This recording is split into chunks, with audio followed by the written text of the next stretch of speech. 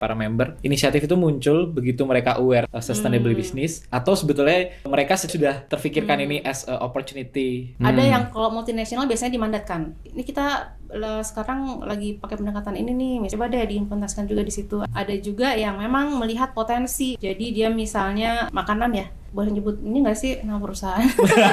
Gak apa-apa lah Bu.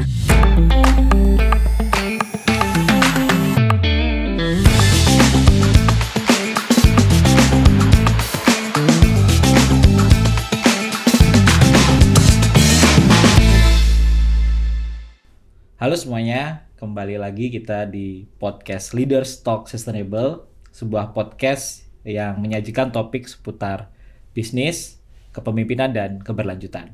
Kali ini kita kedatangan tamu yang luar biasa, Ibu Dr. Indah Budiani. Terima kasih Bu Indah sudah berkenan hadir dan sharing hari ini sebagai Executive Director dari Indonesia Business Council for Sustainable Development. Dengan senang hati. Terima kasih banyak Ibu udah menyempatkan waktunya. Hari ini kita mungkin akan berbincang beberapa hal Bu Indah, terutama berkaitan dengan apa sih sebetulnya IBCSD, apa inisiatif dan program-programnya, serta bagaimana Bu Indah melihat transisi berkaitan dengan praktek bisnis berkelanjutan di Indonesia. Mungkin yang pertama, kalau boleh tahu dari sisi Bu Indah pribadi sendiri nih, sebetulnya familiar dengan sustainability ini sejak kapan dan ketertarikannya dimulai dari mana, Bu? Terima kasih untuk pertanyaannya. Jadi sebenarnya kata-kata sustainable atau sustainability sendiri itu kan dari zaman kita SMP kayaknya sudah diperkenalkan. SMP-nya Bu Indah ini ya. Kita umur berapa tahun, Bella?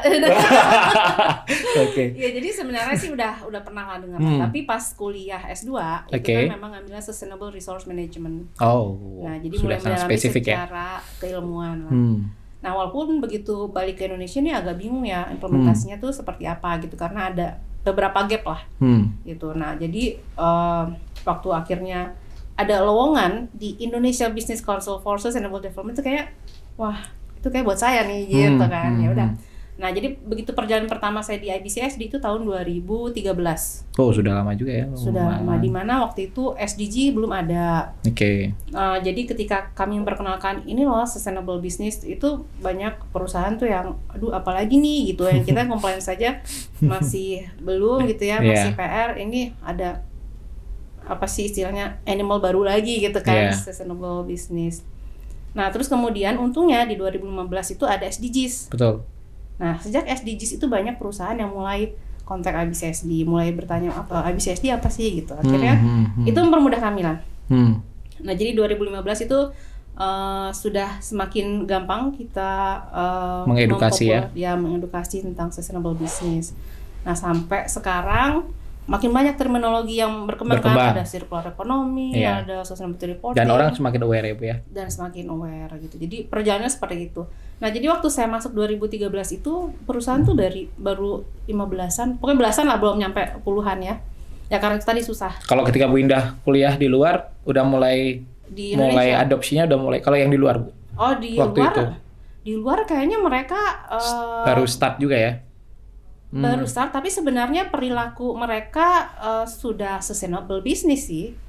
Tapi yang nggak digaung-gaungkan aja sustainable business gitu. Apakah karena mereka sudah lebih dulu dipraktekkan gitu ya, jadi menurut mereka itu hal yang biasa, atau memang soalnya bahasa Jerman ya, jadi saya nggak tahu. Atau memang karena perbedaan bahasa aja gitu. Gitu, jadi jadi tahun 2013 yang join IBCS itu baru belasan. Sejak adanya SDG mulai agak banyak tuh, cepat penambahannya. Cuma memang kami agak membatasi lah, karena kami bukan hanya mengejar kuantitas tapi juga kualitas. Jadi kami nggak mau perusahaan masuk terus mereka klaim kita udah sustainable karena kita dengan bergabung dengan IBCS. Gitu. Nah, kalau bicara perjalanannya Bu, milestone penting yang sudah dicapai IBCSD selama ini apa aja Bu Indah mungkin? Ya, pertama waktu kita publish kalau nggak salah 2015 ya, yang namanya Indonesia Vision. Jadi sebenarnya itu adalah replicate dari si World Business Council Vision 2050. Organisasi payung ya Bu ya? Payung ya. Jadi kita punya dua parent organization kan, WBCSD yang headquarter di Jenewa, satu lagi Kadin. itu sebagai inisiator ya Bu ya mungkin waktu sebagai itu. inisiator, tapi kami juga bilangnya sih parent organization. Jadi ada Parent dua lengkap lah, organization. ada ibunya, ada bapaknya. Iya, nasional dan global. Iya, nasional dan global. Oke. Nah, jadi mereka punya Vision 2050. Nah, kita juga bikin deh Vision 2050 tapi buat Indonesia. Cuma pada saat itu karena ya itu belum familiar ya di terminologi itu, jadi yang ikut untuk mendevelop Indonesia Vision itu juga sangat terbatas. Jadi kita juga ya minimal ada lah. Tapi apakah itu bisa merepresentasikan dunia usaha, ya mungkin kita harus lihat lagi. Gitu. Tapi setidaknya kita sudah punya. Nah, itu salah satu milestone ya. Jadi udah mulai nih kita ngomong visi Indonesia di 2050. Terus kemudian muncullah si SDG itu. Nah, kita juga mulai memperkenalkan si SDG kepada si perusahaan-perusahaan anggota kita. Bentuk edukasinya berubah-ubah pasti Bu ya? Menyesuaikan ada yang kita diundang oleh pemerintah gitu ya. Jadi kita cuma hosting, mengundang, nanti yang isinya mereka itu juga ada.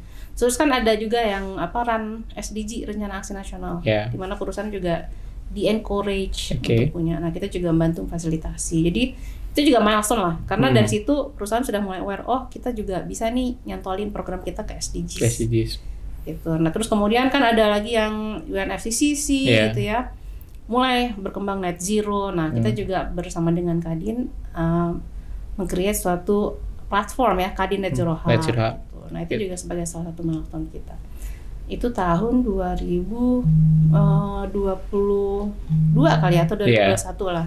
Nah, terus kemudian di tahun 2024 kemarin kami meluncurkan platform yang namanya IBBP, Indonesia Business and Biodiversity Platform. Nah, itu beberapa milestone ya mungkin yang sudah dialami dalam beberapa tahun kebelakang ya Bu ya. Kalau boleh tahu Bu, dari sisi visi sebetulnya apa sih yang menjadi tujuan hadirnya IBCSD ini? Mungkin amanat dari parent organization ataupun inisiator dari IBCSD itu sendiri.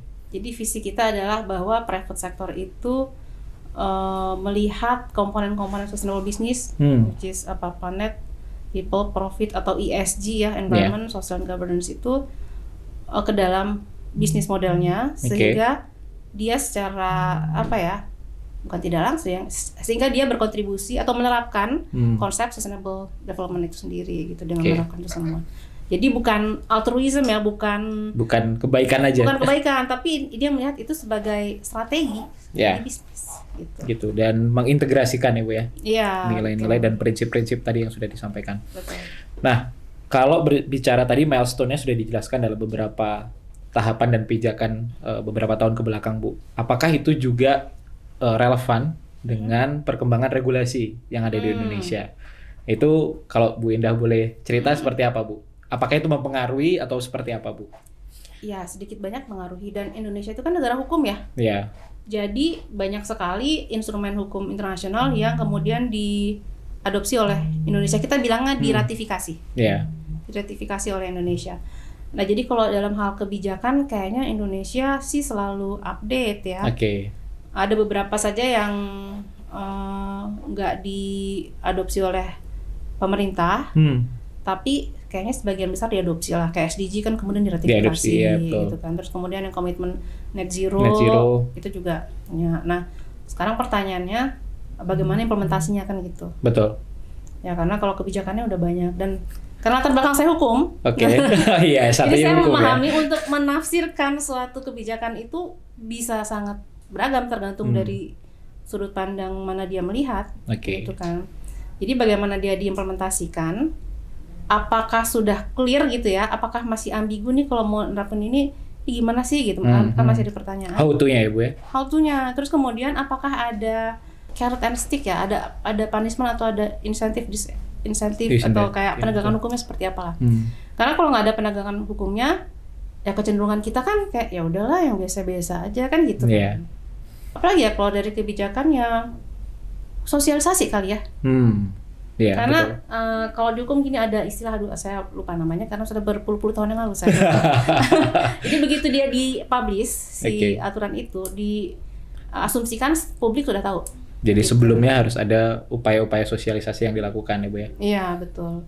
Jadi nggak ada tuh misalnya ada sengketa atau apapun terus dia bilang, oh saya nggak tahu ada kebijakan itu. Nggak bisa, karena once dia publish semua dianggap udah tahu. Nah, jadi itu salah satu role-nya IBCSD. Jadi mensosialisasikan dan kalau misalnya ada yang nggak jelas nih, kita undang si policy maker-nya, undang private sector-nya, yaudah kita kasih platform untuk mereka berdialog. Kalau boleh tahu challenge-nya selama ini mensosialisasikan, mengadvokasi mungkin apa Bu Indah sebetulnya? Challenge-nya sih enggak ya, kayaknya enggak ada karena pemerintahnya juga biasanya mereka butuh. Si mereka tercopy juga informasinya. Betul, dan si private sector juga eager to know gitu, nih apaan sih, karena mereka akan terimpact kan biasanya. Challenge-nya apa ya? Challenge-nya mungkin ketika disosialisasikan terus banyak pertanyaan kayak bisa dia kok naik ke kita. How-to-nya. Kenapa kemarin nggak ditanya kan gitu kan. Jadi lebih kepada itu ya Bu ya. Menjelaskan secara lebih detail respon dari sebuah kebijakan dan lain sebagainya. Kalau dari sisi contoh praktek baik Bu, saya yakin dari berapa sekarang member Bu Indah? 55 member ini ada nggak sih Bu best practice yang Bu Indah mungkin bisa ceritakan yang ini menjadi contoh bagi beberapa perusahaan lainnya gitu Bu? Banyak sih kalau best practices, makanya salah satu yang sering kita lakukan adalah collecting best practices. Banyak mulai dari circular in plastik itu ada best practices, semua bisa dilihat di website. Ada juga yang net zero, itu juga ada best practicesnya. Contoh yang circular economy aja dulu ya. Itu ada perusahaan kita di bidang agrikultur yang dia menerapkan prinsip circularity. Jadi mulai dari dia menanam, terus kemudian nanti kalau dia panen ada waste, dia jadiin makanan untuk ternak, ataupun kompos, ataupun upcycling, jadi produk makanan lagi. Nah, yang untuk energi itu diputar lagi untuk sumber energi. Kalau yang di plastik ada beberapa sih, ada yang collecting lagi si kemasan plastiknya. Jadi dia kasih box ya supaya si konsumen itu balikin gitu. Nah, terus ada juga yang dia olah jadi biofuel, jadi pakai kimia segala macam lah ya. Jadi banyak sih contoh-contoh yang kalau mau bisa dilihat di website kami ya. Dan kalau hasil Bu Indah ngobrol selama ini dengan mereka ya para member, inisiatif itu muncul begitu mereka aware soal sustainable business, atau sebetulnya mereka secara awalnya sudah terfikirkan ini as a opportunity di dalam bisnis, baru mereka connected dengan standar dan berkaitan dengan sustainability Bu Indah? Ada macam-macam. Ada yang kalau multinasional biasanya dimandatkan. Jadi ini kita sekarang lagi pakai pendekatan ini nih, misalnya coba deh diimplementasikan juga di situ. Ada juga misalnya internasional circular economy, baru Indonesia mereka juga pengen mencari pola itu. Ada juga yang memang melihat potensi bisnis, ada tuh. Jadi dia misalnya ada makanan ya, salah satunya inilah, boleh nyebut ini nggak sih nama perusahaan? Nggak apa-apa lah Bu. Jadi dia produksi bir kan?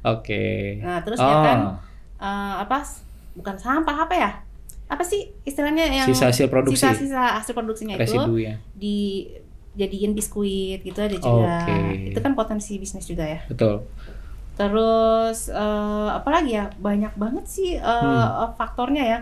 Ada juga yang memang dia melihat itu suatu hal yang simple lah untuk dilakukan, kayak misalnya nanam pohon itu kan gampang ya. Nah, jadi dia misalnya untuk memitigasi resiko dari NGO lingkungan tuh biasanya kan agak-agak strong gitu kan ini ya pushnya, akhirnya udah nanam pohon lah gitu. Ya tapi walaupun simple sebenarnya ada manfaatnya juga. Pertama kalau mangrove misalnya nanam pohon mangrove, dia kan menjaga livelihood di wilayah pesisir yang akhirnya secara sosial dan ekonomi masyarakat itu juga akan terlindungi. Terberdayakan ya. Dan itu simpel ya, nanam pohon bisa kolaborasi dengan yayasan yang memang sudah terbiasa. Ada banyak faktor. Ya, jadi sebetulnya drivernya berbeda-beda ya Bu, berangkatnya. Tapi begitu mereka bergabung di IBCSD ada proses edukasi dan lain sebagainya yang mungkin memperkuat apa yang mereka lakukan selama ini. Nah, kalau dalam pelaksanaannya apakah juga dari sisi IBCSD ada pendekatan multi stakeholder partnership yang kemudian dibangun Bu, atau seperti apa sih sebetulnya untuk mempercepat pencapaian visi dari IBCSD ini Bu Indah? Ya, jadi multi stakeholder approach itu memang kayaknya di mana-mana perlu dilakukan ya. Kayak misalnya kita ngomong energi terbarukan gitu. Kan kita harus mengedukasi pertama si private sector dulu. Kenapa mereka harus switch ke renewable energy?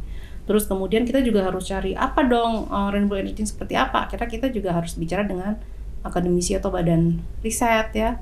Terus publik juga, misalnya pakai transportasi yang listrik gitu clean ya. mobility. Ya, kan ada tuh yang online ya. Yeah. Kan juga harus diedukasi kan. Kasihan kalau misalnya si produsennya udah punya inovasi tapi nggak ada pasarnya. Tetap harus diedukasi. Terus NGO juga harus kita kasih awareness gitu. Kenapa mereka juga harus ikut melakukan kampanye ya atau sosialisasi lah gitu. Ya, jadi memang harus multi pihak karena gini, kita punya program namanya Green Lifestyle. Nah kan IBCSD kan konstituennya private sector. Private sector, betul. Jadi ya kan sebenarnya behaviornya si private sector yang perlu kita rubah nih gitu. Cuma kalau misalnya si produsennya udah berubah tapi si konsumennya nggak berubah, tetap aja belinya yang price sensitif yang harga lebih murah segala macam, nggak ada yang beli dong si produsennya, kasihan nanti dia lama-lama balik lagi gitu. Jadi emang nggak bisa sih cuma produsen doang. Oke, jadi awareness dan adopsi ini multi pihak perlu betul-betul disentuh ya Bu ya. Betul. Meskipun audiens utamanya, konstituen utama dari IBCSD adalah private sector, tapi keterkaitan dengan konsumen, keterkaitan dengan regulator itu sangat erat dengan transformasi keberlanjutan dari anggota-anggota IBCSD. Betul. Nah kalau bicara tantangan utama para perusahaan member ini Bu Indah atau Bu Indah melihat perusahaan secara umum dalam mereka transisi menuju sustainable business itu seperti apa Bu? Tantangan yang mungkin bisa disimpulkan sampai 1-3 poin utama lah Bu kira-kira. Pertama cost. Namanya juga bisnis kan, jadi mereka pengen ya itu prinsip ekonomi ya. Dengan modal yang sedikit dapat keuntungan sebanyak-banyak gitu kan. Jadi pertama cost. Jadi ketika misalnya ada aturan nih, mereka lihat nih kayak renewable energy aja ya. Ini mending invest di renewable energy atau bayar pajaknya aja ya kan gitu kan. Kalau masih murahan bayar pajak, udahlah bayar pajak aja kan gitu. Jadi itu tantangannya. Terus kemudian yang kedua pasar. Jadi kayak tadi misalnya dia udah berubah nih, ini udah green product nih, aku udah buat nih green product, tapi nggak ada yang beli. Ya kan, jadi udah mendingan beli business as usual. Iya, business as usual aja gitu. Terus yang ketiga ya mungkin financing ya. Sebenarnya sih ada lagi, cuma tadi cuma boleh 3 ya. Nah, boleh nambahin lagi, boleh ya. Nah, itu yang financing dulu aja ya. Jadi kan biasanya untuk berubah itu harus ada kayak modal lah untuk berubah. Walaupun nanti setelah dihitung-hitung akan balik lah return of investment ya. Tapi kan di awal kan dia harus invest. Betul, harus burning. Iya, harus burning. Nah, itu kadang-kadang yang juga jadi masalah. Makanya IBCSD juga sering banget angkat isu financing ya. Karena itu yang jadi hulu ya, Bu. Betul. Nah, terkait dengan financing, kalau boleh nambah atau 3,5 juga nggak apa-apa. Itu teknologi.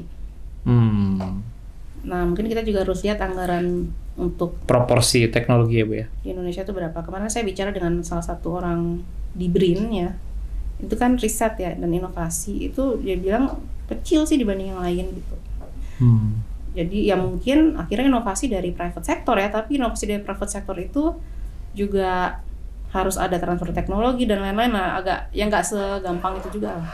Ya, kalau bicara soal tadi Bu, yang pertama kan mungkin perusahaan ataupun pengusaha melihat dulu skala ekonominya.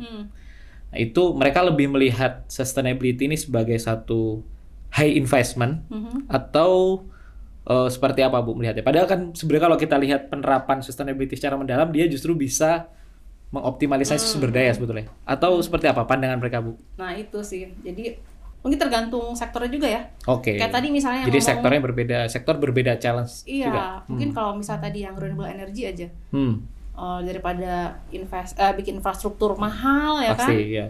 Terus nggak tahu juga. Jadi pasti high investment itu ya Bu. High investment terus banding bayar pajak dulu, gitu. Tapi kalau misalnya agrikultur. Ada nggak Bu yang dari top level manajemennya memang betul-betul pengen transform gitu? Ada juga kan? Ada juga. Tapi pasti kan orang keuangannya akan bilang jangan. Memberikan rambu-rambu ya. Iya, jangan dulu, ada juga. Jadi sangat tergantung. Kalau agrikultur misalnya ya. Ya kan harus ada air, tanah. Betul. Ya kan. Nah, kalau dia melihat itu sebagai suatu aset atau modal, ya pasti dia akan melakukan konservasi air atau tanah atau gimana. Tapi kalau dia itu melihat sebagai suatu bukan aset lah ya, maka dia mungkin nggak aware kalau itu harus dilestarikan. IBCSD itu punya training namanya TEP Agri-Food, The Economic of Ecosystem and Biodiversity untuk agriculture dan food gitu. Jadi isinya itu sebenarnya dua hal. Bagaimana perusahaan itu aware bahwa dia punya dampak. Yang kedua bahwa perusahaan itu punya ketergantungan. Gitu. Jadi biasanya kan karena terlalu banyak regulasi, perusahaan itu biasanya pahamnya cuma responsibility, ya kan, compliance. Padahal sebenarnya itu dia juga punya ketergantungan sama si. Dan itu jadi resiko bisnis mereka juga. Betul, betul. Jadi sebenarnya tadi kalau balik lagi ke pertanyaan, mereka melihatnya sebagai cost, sebagai investment. Yang harusnya sih mereka melihatnya investmentnya dalam sektor si agrikultur itu ya, gitu. Karena kalau enggak, kita pernah punya exercise juga di situ. Kalau misalnya akhirnya mereka nggak konservasi air, nggak konservasi si tanah, akhirnya dia harus beli air, akan lebih mahal. Akan lebih mahal. Itu akan jauh lebih bisa memudahkan kita menjelaskan mungkin, Bu. Ya, betul.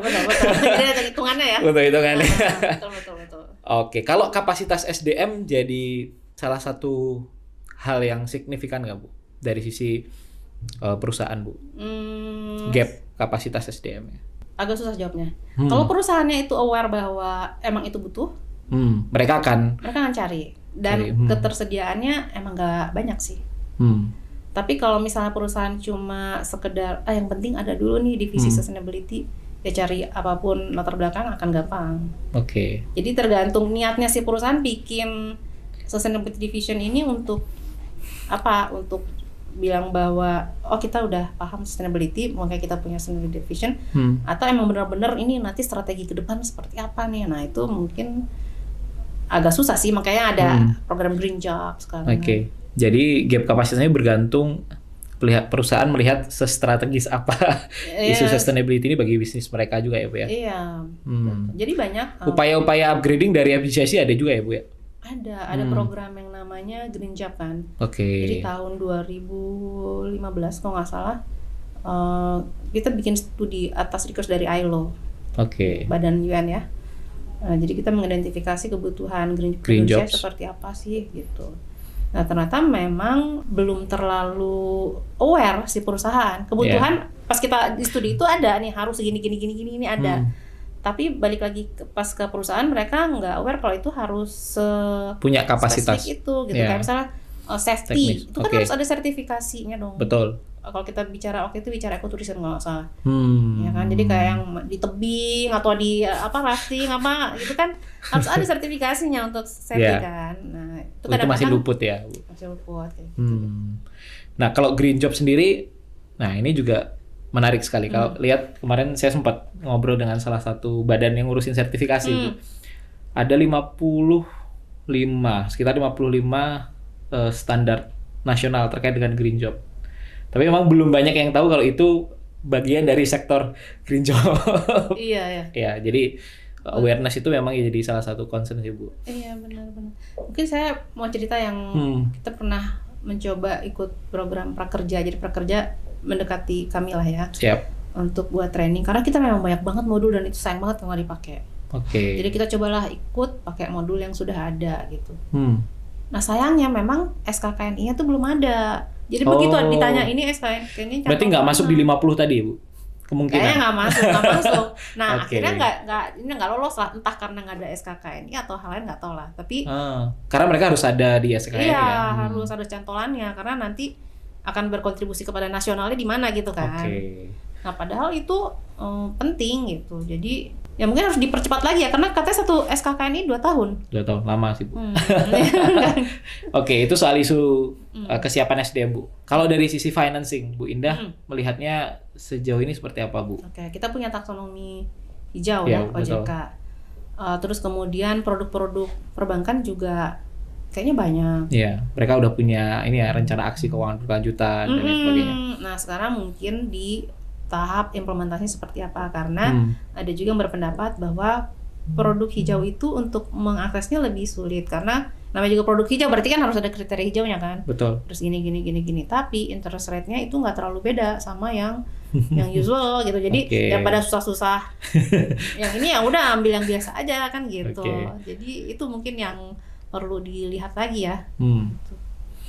Oke, Bu. Kalau bicara tips and trick Bu untuk perusahaan yang baru memulai atau mereka sudah ada beberapa inisiatif yang berkaitan dengan sustainability, terutama pada core bisnis mereka. Apa sih Bu yang matter dan penting bagi mereka gitu Bu? Ya sebenarnya kalau konsep sustainable business itu kan bukan sesuatu yang baru ya, cuma aware-nya aja baru gitu. Jadi sebenarnya sih kalau tips and trick ya sama sih kayak identifikasi dulu materialnya apa. Yaitu dampak dan ketergantungan lagi ya.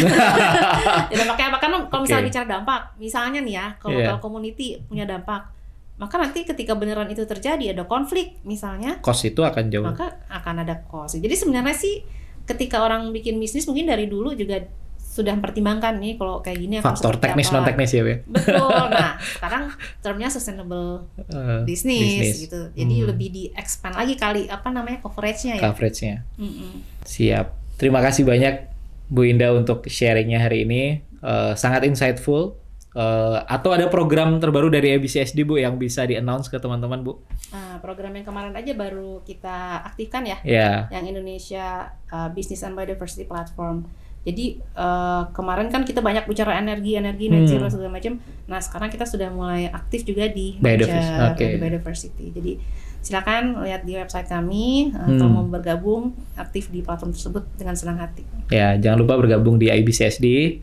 Dan kalau betul tadi biodiversity loss menjadi salah satu isu yang penting saat ini, sehingga IBCSD mungkin menjadi first mover untuk membicarakan itu. Terima kasih banyak Bu Indah. Dengan senang hati Pak.